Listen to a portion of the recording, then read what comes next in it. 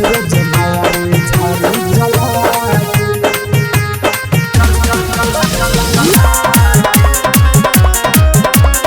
Music by Vikesh Bhojpuria.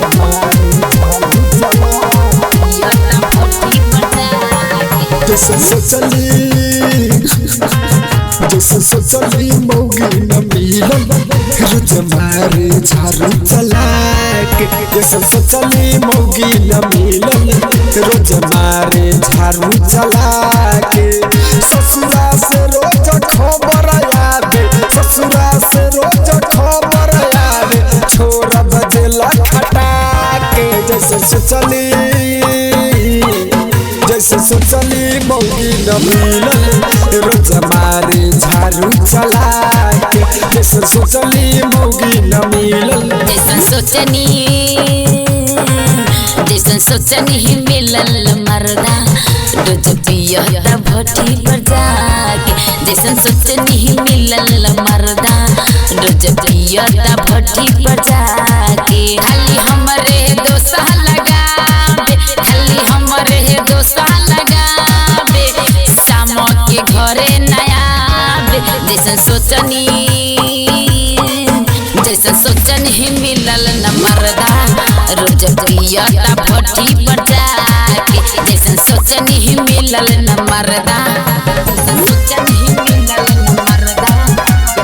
भट्टी पर जाके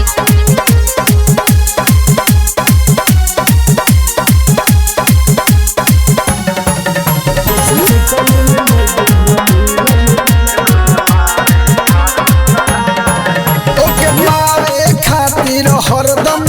रही हम बेचैन शादी भइला के बाद भी उछी लील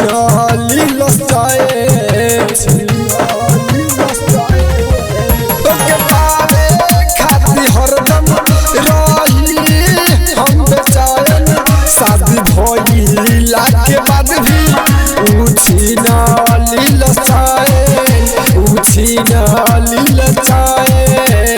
तू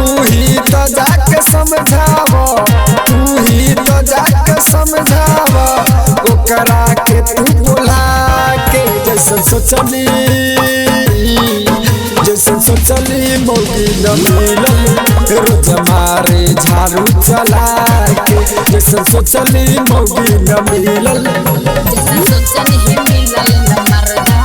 पियता भट्टी पर जाके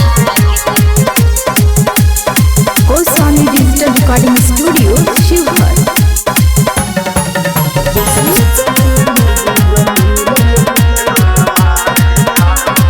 रहे हरदम उ नशा में बात करे इंग्लिश भाषा में बाल बच्चा के रखे न टेंशन बात बोली त होला गुस्सा में बात बोली त होला गुस्सा में रहे हरदम उ नशा में बात करे इंग्लिश भाषा में बाल बच्चा के रखे न टेंशन जब बोली त होला गुस्सा जब बोली त होला गुस्सा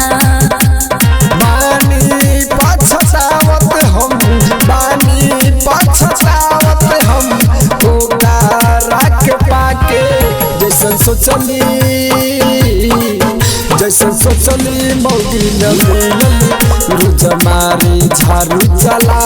के जैसन सोचली मौगी न मिलन जैसन सोचनी मिलल न मरदा भट्टी पर जाके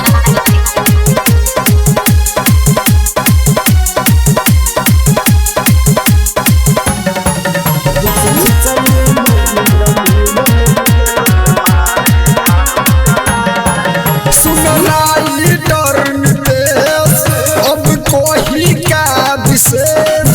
अब लागता कि जिंदगी भर लड़े के पड़ के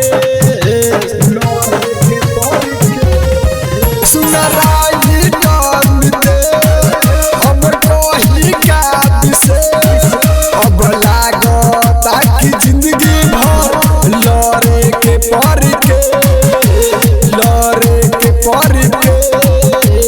प्रभात